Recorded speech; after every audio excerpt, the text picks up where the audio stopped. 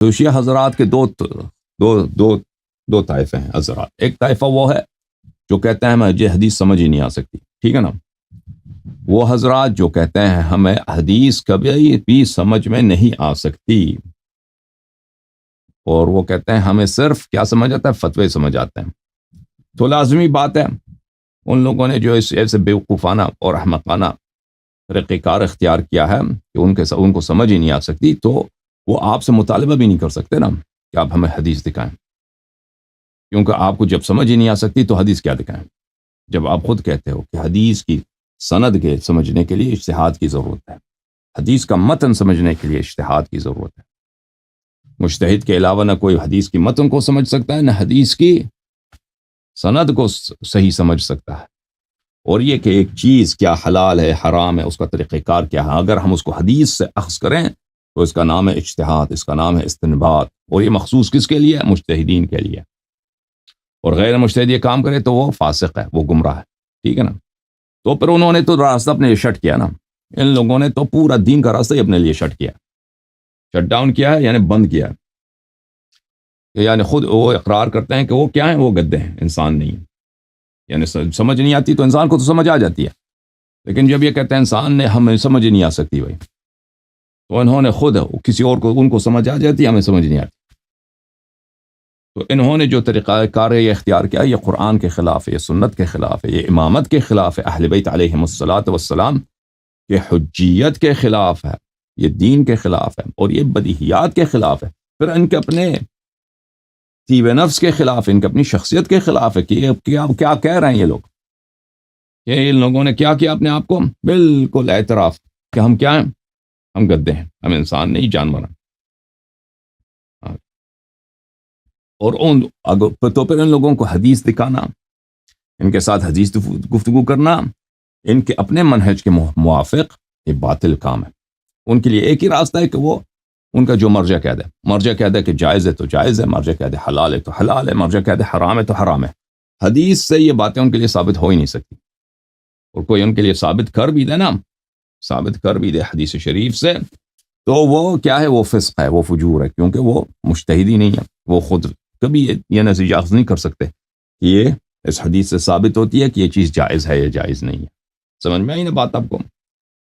تو جب شیعہ حضرات کے درمیان آ جاتے ہیں تو ان کے بھی دو مکاتب فکر ہیں. اور یہ ایک مکتب فکر ہے قرآن کا، اہل بیت علیہم السلام کا، عقل کا، دین کا. وہ یہ ہے کہ اللہ تعالیٰ نے اہل بیت علیہم السلام کو حجت بنا کر بھیجا ہے. اور یہ بات نہایت ہی گھٹیا ہے، نہایت ہی احمقانہ ہے، نہایت ہی دین سے عداوت پہ مبنی ہے کہ ہمیں یہ ان کے بات سمجھ نہیں آ سکتی. اہل بیت علیہ السلام کی بات ہمیں سمجھ نہیں آ سکتی، اور یہ ہمیں ثابت ہی نہیں ہو سکتا کہ یہ حدیث صحیح ہے نہیں ہے کیا. یہ بس ہم فارغ ہیں. یہ جو ہے نا، یہ بالکل ایک کامیڈی ہے، ایک ٹریجک کامیڈی. کامیڈی دو طرح کے ہوتے ہیں عزیزو. ایک کامیڈی یہ ہوتا ہے کہ انسان کو اس پہ ہنسی آتی ہے، ایک کامیڈی یہ ہے کہ اس پہ رو لو تم. اور یہ حالت ہے کہ اس مذہب پہ رونا ہے ہمیں، کہ جو کام اس مذہب کے ساتھ اس مذہب کے علماء نے کیا ہے، آپ کے مجتہدین حضرات نے کیا، آپ کے حوزہ علمیہ نے کیا ہے، کہ بالکل صدیوں سے آپ کو اہل بیت علیہم السلام کی تعلیمات سے محروم کر دیا ہے. اور آپ کے جو نوجوان جاتے ہیں حوزہ تعلیم حاصل کرنے کے لیے، ان کو بھی اہل بیت علیہم السلام کی تعلیمات سے فارغ کر دیا ہے کہ ان کو بھی سمجھ نہیں آ سکتی جب تک مجتہد نہ ہو جائیں. اور جب تک یہ مجتہد بنتے ہیں نا، وہ 40-50 سال کے بعد، تو ان کا عمر ان باتوں میں گزر جاتا ہے کہ اس میں حدیث ہوتی ہی نہیں. تو پھر نہ ان کو حدیث، اس وقت تک ان کے اذہان میں اتنے نجاسات بیٹھتے ہیں، اور بالکل نجاسات ہوتے ہیں. ان کے نظریات جو ہے نا، کوئی بھی نظریہ ہو جو دین سے تعلق رکھتا ہو اور وہ اہل بیت علیہ السلام سے ماخوذ نہ ہو تو وہ نجس ہی ہوتا ہے. یاد رکھو، وہ نجس ہوتا ہے. ان لوگوں نے اپنے نظریات، علماء کے جو نظریات ہیں نا، انہوں نے کہاں سے اخذ کیے ہیں؟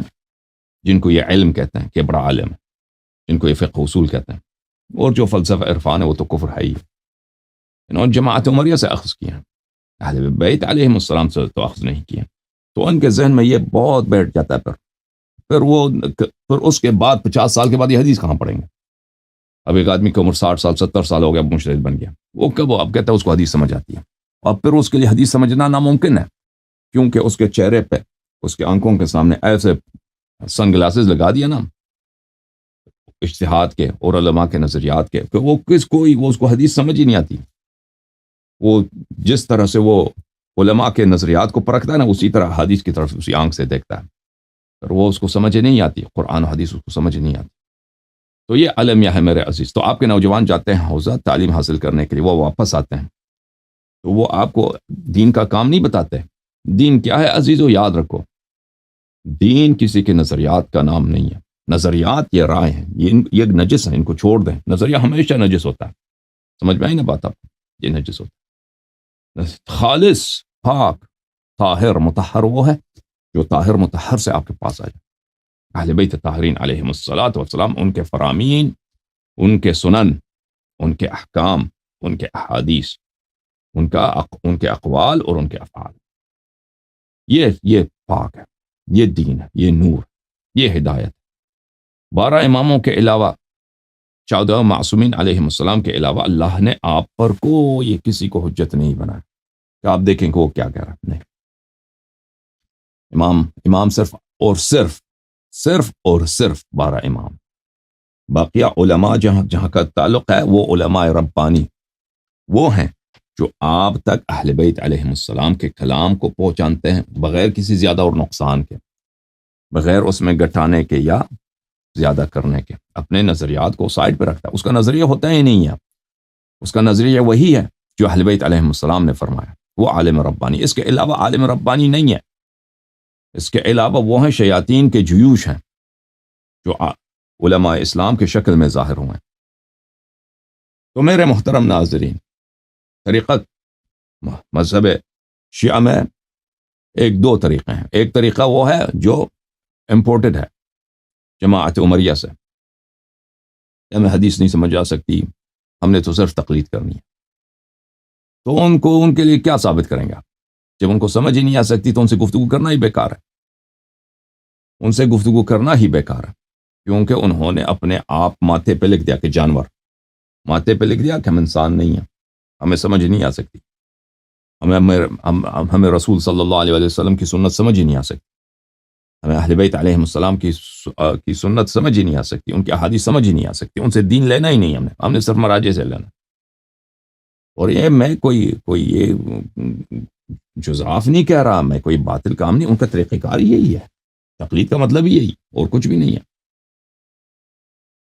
دوسرا طریقہ کیا ہے کہ ہم دیکھتے ہیں احادیث اہل بیت علیہم السلام کی طرف. دین وہی ہے جو 12 امام نے فرمایا.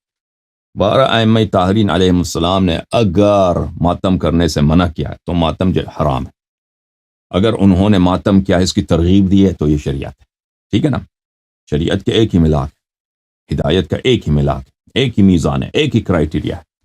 وہ کیا ہے کہ اللہ کے رسول اور اللہ کے اوصیاء اور رسول کے اوصیاء طاہرین صلوات اللہ علیہم اجمعین، اس مسئلے پہ ان کا کیا موقف ہے، ان مسئلے پہ ان کا کیا بیان ہے، کیا حکم ہے. سمجھ میں آ رہی نا بات آپ کو؟ اور بھائی میں کوئی نیا دین نہیں لے کر رہا. لوگ سمجھتے ہیں کہ یہ کوئی اسرائیل کا ایجنڈا ہے، پتہ نہیں یہ کسی کا، اس کے پیچھے کانسپریسی ہے، اس کے پیچھے بہت ہی بڑا کوئی سازش ہوگی. یہ کوئی سازش نہیں ہے. یہ دین اس کے علاوہ ہے ہی نہیں، ہدایت اس کے علاوہ ہے ہی نہیں. بھائی بات بہت واضح ہے.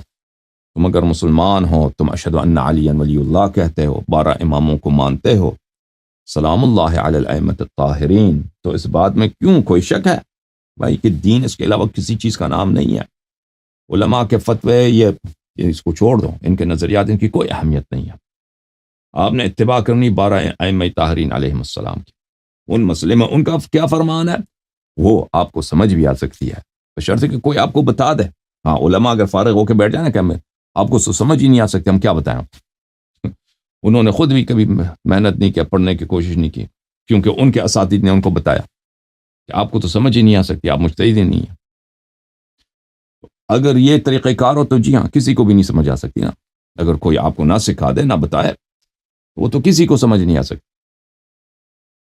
لیکن وہ جو فرمان ائمہ علیہم السلام ہے وہ بہت واضح ہے، بشرطے کہ کوئی آپ کو بتا دے، کوئی آپ کے لیے توضیح دے، شرح کر دے. سمجھ میں آئی نا بات آپ کو؟